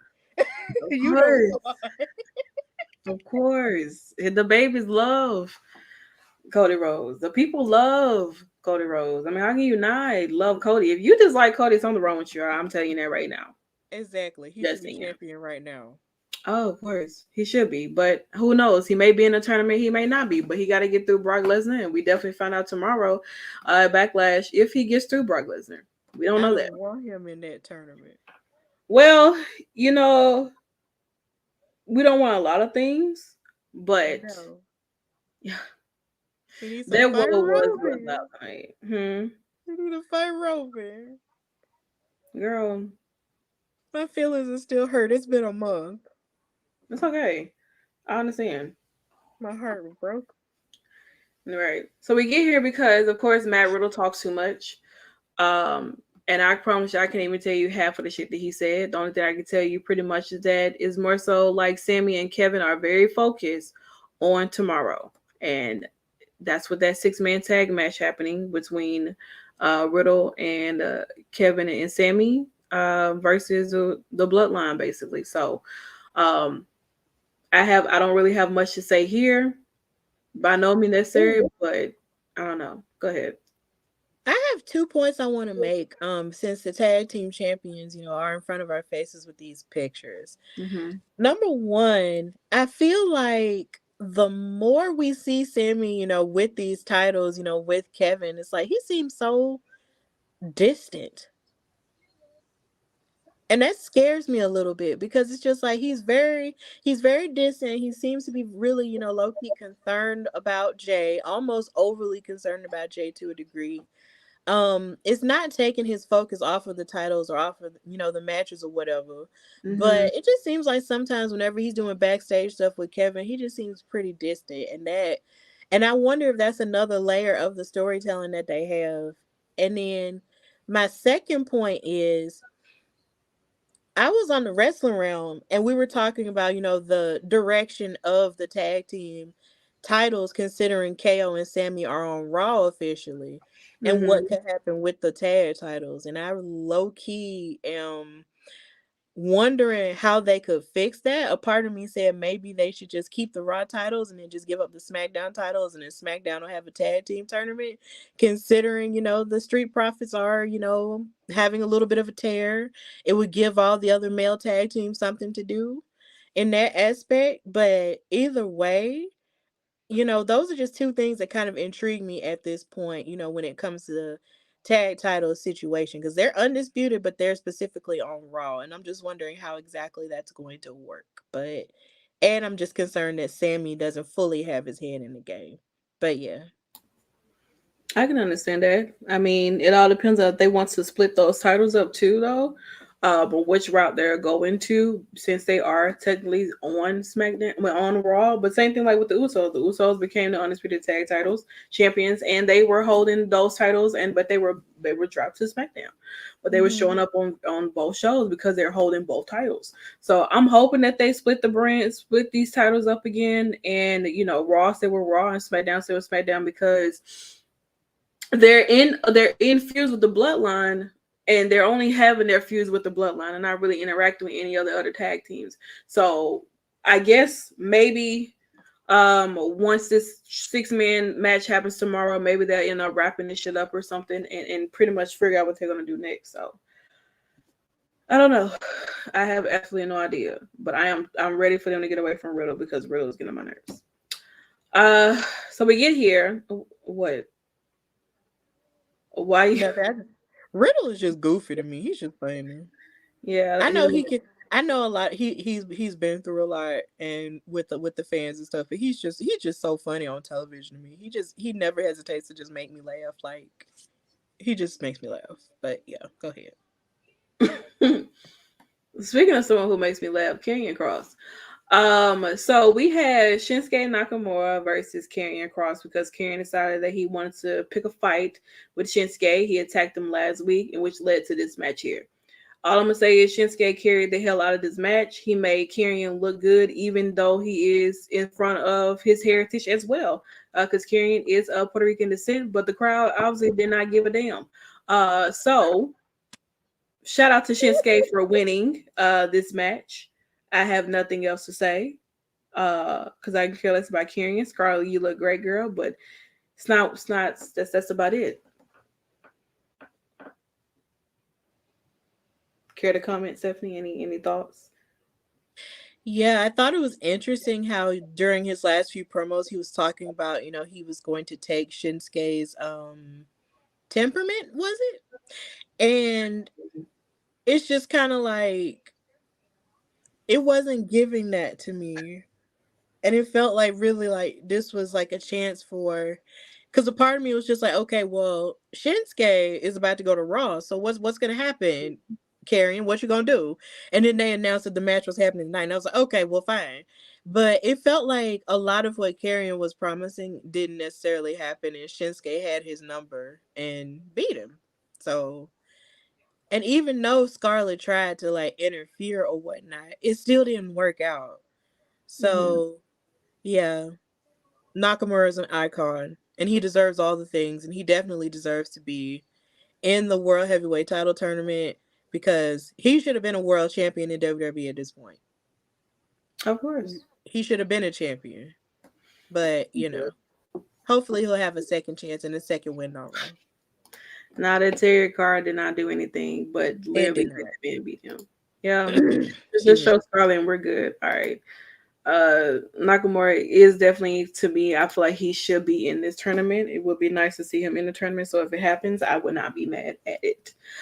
We get here because, of course, they were talking about the WWE draft and everything like that. And Cameron Grimes is a part of the Blue brand, which I think is great for him to start on at, because I know that here on SmackDown, it is a land of opportunity. Shout out to Shane McMahon, even though he got his Achilles messed up at WrestleMania. Speedy recovery for that man who still thinks he can, be Shane O'Mac, but Jesus, that was so unfortunate. Not really. So shout out to Cameron to witness. Let's say that. Child, he could have just stayed in the back. Even though Cameron Grimes had kind of been left NXT, it was nice to see him be on the Blue brand. And of course, you have bum ass, sad ass, drag ass, boring ass, dumb ass Baron Corbin over here, saying all. Oh, child, listen, Pat McAfee may not be here, but it still lives on. And so obviously he has an issue with the fact that he feels that, oh well, Raw or SmackDown couldn't decide on where they would like for him to come at, so that's why he's a free agent. And he's trying to joke on camera grounds for being the final pick, but who cares? He got drafted. You didn't. You're a free agent. You know what I'm saying? He feels like he's on Brock Lesnar status because he's a free agent. He can go whatever he wants. I'm like, yeah, all right, I guess you ain't no Omos. Whatever you ain't no Omos. Omos do whatever he won't because that's Omos. Okay, but next week, Cameron Grimes will be facing Baron Corbin, and Adam Pearce did make that official. And yeah, like Grayson Waller was the last pick, not Cameron Grimes, but of course, someone who's a bum ass wouldn't even know that. So here we are. None more, none less. Yeah, I feel like Baron Corbin was just doing that just to be mean to him, and he was calling him, Mr. Irrelevant. But let's think about his some examples when it comes to that. Mm-hmm. Lamar Jackson in the NFL, I believe, was supposedly a Mr. Irrelevant. And now he's one of the highest paid quarterbacks in NFL history at this point.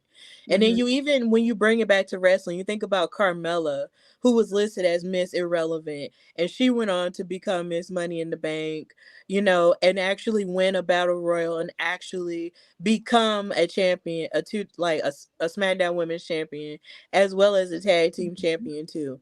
And on top of that, she wrestled a match, pregnant, and now she's having a healthy baby. So shout outs to her. So you can't just, just assume that just because a person might be last, that they, won't have their moment in the sun. Because the Bible says the first should be the last, and the last should be first. So don't do him like that. Cameron Grimes is that dude. And yeah, you a free agent, and yeah, you could flip it and think that, I can do whatever I want and I'm on the same level as Brock Lesnar. But is it possible that maybe you're a free agent because nobody's really checking for you at this point? Sounds about right. I think after JBL dropped him, sold to the networks. But then again, that's the karma that happens when you diss Alabamians and call us rednecks. He ain't been right since. But go ahead, I'm sorry.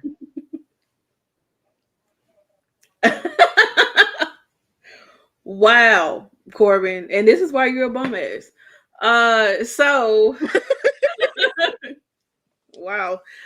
So of course, y'all Tribal Chief decides he wants to come back to work next week. After a long extended vacation. I hope you healed very well, Roman. I hope you healed very well. I'm gonna say it again. I hope you healed very well from your vacation, because you need to get your family in order.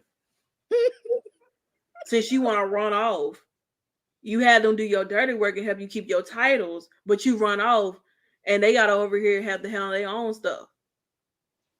This man got two families. It's like he got his family on TV and his family in real life. He got a wife and 5 children. That's his fault. And then you got to come to work and deal with your cousins. You should have wrapped it up. Oh, Jesus. No, well, he didn't have to. Y'all Tribal Chief can be great without them titles. Oh, wait. Can he? All right. Anyway, but also we did know that the Women's Tag Team Championships will be on the line. Bayley and Dakota will face Liv and Raquel. We move on, of course, to our main event, which I'm perfectly here for. The family ain't family then, okay? Obviously. It's not giving what y'all think is giving. Okay, it's a corruption over in the island of relevancy. Okay. It's a corruption in our city. Yeah. All right. So this brings us to our main event, of course. Zelina Vega and Rey Mysterio versus Damian and Rhea Ripley. Yeah, it's crazy that man takes a break and then it shows up whenever he feels like it. But he talked about John Cena years ago and he does the same thing. But all right. So yeah. Let me tell you something. Listen, you don't want to get me started on that, man. I promise you. Flatline. All right. But yeah, so this is our main event and everything. This was really good. I thoroughly enjoyed it. For this to be a main event, you can see I wanted this to be a one-on-one with Ray and Dominic, but I mean it wouldn't be beneficial to Zelina and Rhea without having them out there as well. So like it says the night before Backlash, and you have two women who will be a part of history to say Zelina's wrestling the first time in her home heritage country in a championship, a world championship. So shout out to her, of course. And I mean, working alongside her mentor, Rey Mysterio, has been like an honor to her, of course. And then hey, y'all cooking in the comments. I'm just saying, you know, I don't want to spend too much time on that man because listen, a lot of y'all give him the island of relevancy. He's irrelevant to me. But I will say that this match here was a great main event. Man, it's so much I can say, y'all. Like, honestly, truly, I can. But the match itself was really good. It was so good.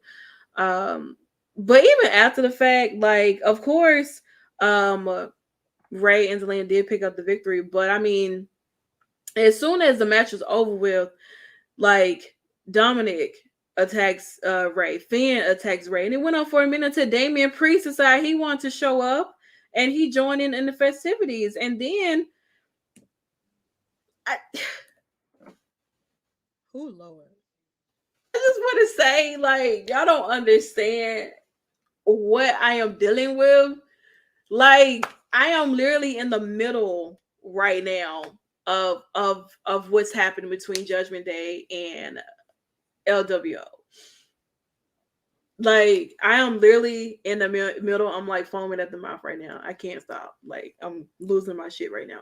But, you know, despite all everybody's jumping on Ray and everything like that, out comes LWO with Bad Bunny with his kendo stick and everything like that. Y'all stop, because last week y'all had me blushing. I can't do it again. Last week I can't, like, my face already turned red once again. Fuck. All right, I need y'all to wrap this shit up. I can't. Y'all got me back in the same position I was in last week. But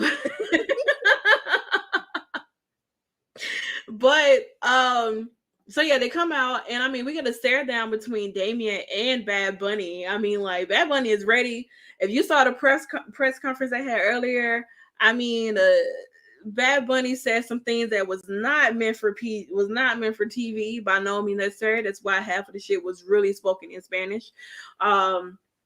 He basically told Damian Priest that he was gonna break his fucking face.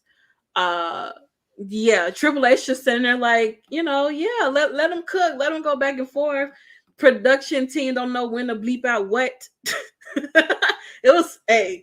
It was a wild press conference between Bad Bunny and Damian Priest, I would have to say. It really was. And I don't know. Yeah. So literally all the focus gets taken off of like everything that's happening towards the back and everything like that. But then you just got Damian, and then you have Bad Bunny like just standing, looking at each other eye to eye, like looking at it. Yeah, Bunny is Bunny and Priest is Priest, and I'm witty. All right, so child, it's cooking. It's crazy. Words. It's a crazy time, and I mean, like, this is a great way to kind of end off with towards the end of the show and everything. And then I'll SmackDown the night before Backlash. Bad Bunny finally gets in the ring with the kendo stick. He beats the hell out of fucking Dominic and Finn, who got in the way before Damian ran out the ring. And I mean, like, can we just take a look at this man right here? Like, he's fine. Lord. I didn't necessarily get it at first until I saw him in Bullet Train, and then I looked at him tonight, and I was just like, "Oh wow, he looking kind of right in his jacket and his chain." I get it. I get it. He's attractive. No. Listen, I'm trying to hold myself together. Yeah, I get it. Like, I'm really like let me tell you something.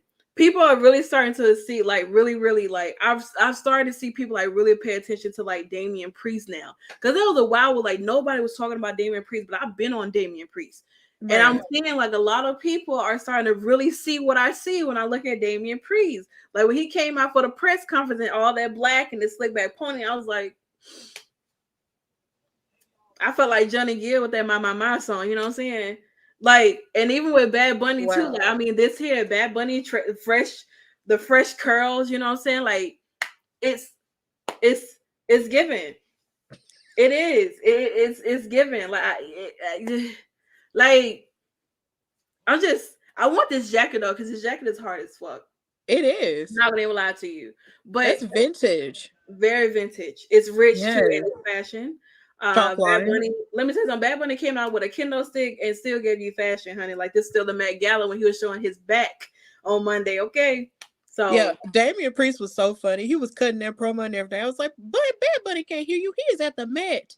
Child, with his back out, getting ready to y'all don't understand. Like I'm stressed, y'all. I'm stressed, but he takes off the jacket, he throws out in the crowd. Let me tell you something. I was in that crowd in Puerto Rico. I would have been an elbow to knock somebody out to get that jacket. I'm telling you that right now. I would have fought anybody who tried to grab that jacket. I promise you.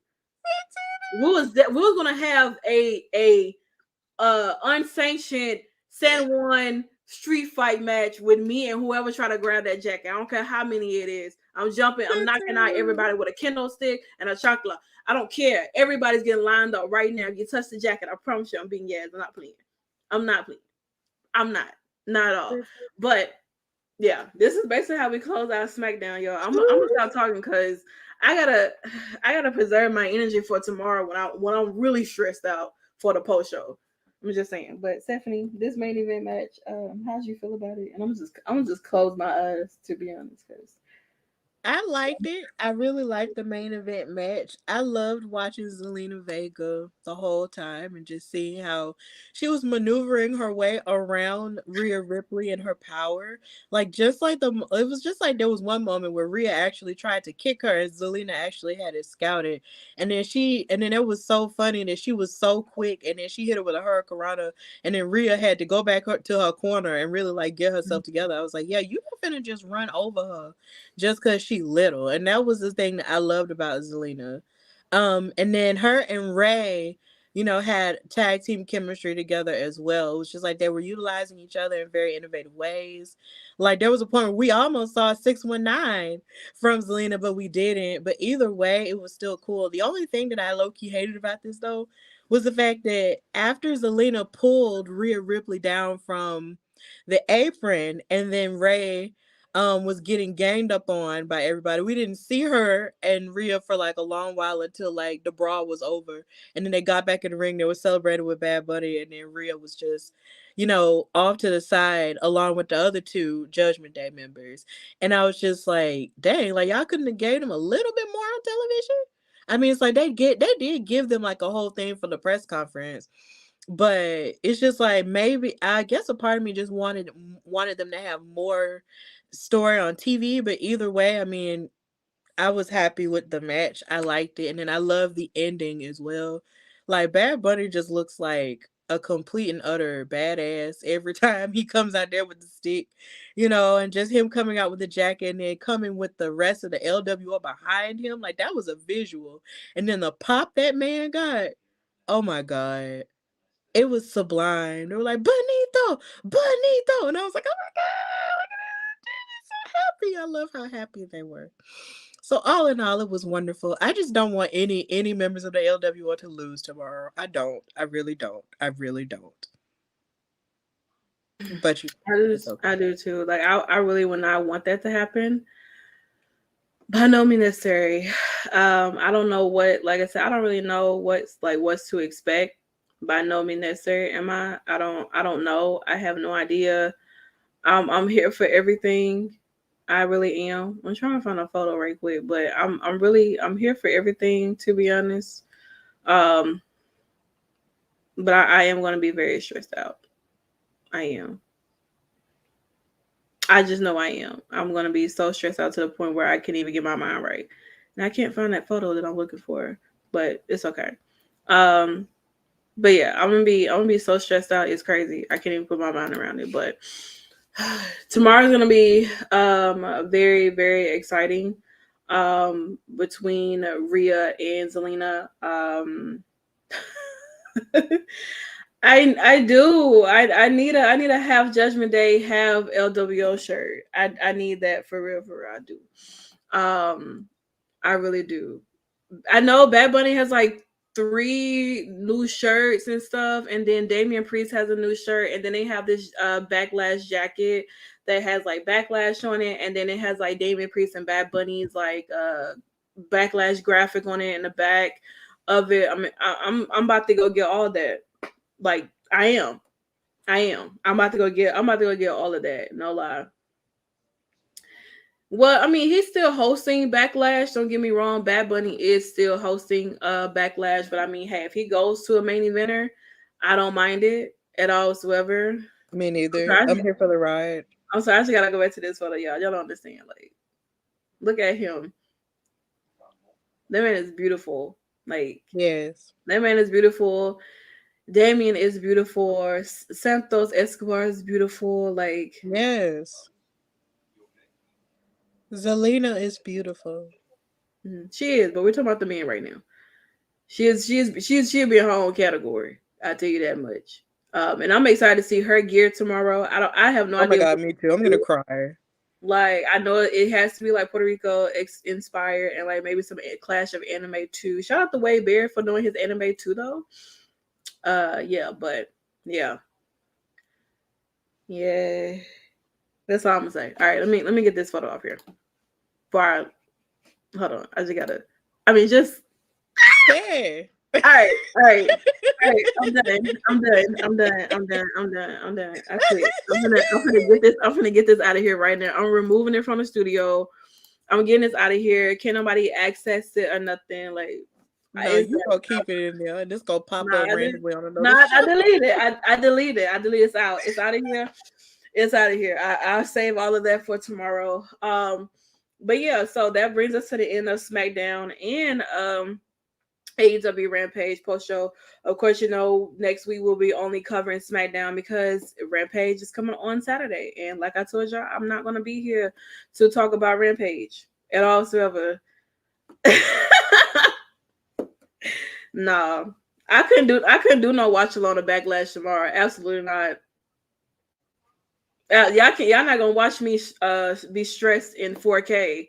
Not live at that. Maybe after the fact I didn't calm down a bit. But yeah, so that does bring us to the end of SmackDown and Rampage post show. We thank you guys as always for hanging out with us here at Women's Wrestling Talk. Stephanie, before we get out of here, let everyone know where they can follow you and keep up with you at.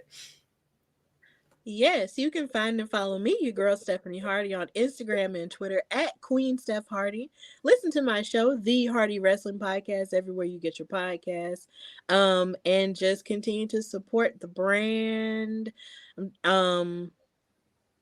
Yeah, I talked about my t-shirts earlier, so please go on foryourwear.com/Hardy Wrestling Podcast to purchase my Hardy Wrestling Podcast merchandise centered on Alabama wrestling, the Bold and the Bloodline, and Beyonces. That's Bianca and Montez. Buy that merchandise and just continue to support, you know, me and my wrestling growth. Has people been buying your shirts, Stephanie? Let me know so I can come beat them up. I'm telling you. Let me tell y'all something. If y'all don't go buy that merch, I'm coming to your house. And I'm going to bring my Kindle stick. And I'm coming to your house. If y'all don't buy that girl merch, point blank period. I'm going to flatline everybody. I'm going to send y'all to the same vacation that Roman Reigns took. Well, Sam, have you bought the merch? Have I bought the merch? Yeah. Me? Yeah. Me? Yes, you. Me buying merch? Yeah. No. Are you a merch person? I've never even actually asked you that. Are you even a merch person? No, not really. Okay, well, no. The only thing I buy, if I can't hang it on the wall, I'm probably not getting it. Okay, I understand That's that. about it. I don't really. I'm not like honestly, truly, y'all, I'm not the merch person. Like I have a lot of graphic T-shirts, but they're not anything dealing with wrestling. They're more so like anime like. So, like my shirt here is like Big E or some shit, you know. But nah, But no, dead ass, y'all don't buy her, so I'm coming to your house, like for real. I appreciate your energy. Don't think I won't. I'll pull up by boat and come to your house. Yeah. But yeah, buy the merch, y'all, so Santana doesn't have to beat you up. But the merch is good though. Like it's available in all sizes. So please. What? You can't beat me up. Listen, all right. You can't come to my house. I don't answer the door anyway. So, and my doorstep is gonna tell you exactly how I feel if you approach my doorstep. Let's read my doormat. But yeah, so yeah, buy both. So definitely buy her merch. If y'all don't, I'm gonna have to swing by. And check out my episode of my guest appearance on the Wrestling Realm. That's a wrestling podcast hosted by super producer Brian H. Waters, and all of his brothers, Brian the Guy, and the real Dwayne Allen and Has the Third. We had such a good time this past Thursday night. So please check out that show. We talked about the draft and we talked about a lot of different things in wrestling and my journey and their journey and stuff. So please check that out as well. It's the Wrestling Realm. So yeah. Shout out to the Wrestling Realm. Shout out to Brian for allowing me to get my first taste of being on a wrestling podcast. So shout out to him. So he's a GOAT.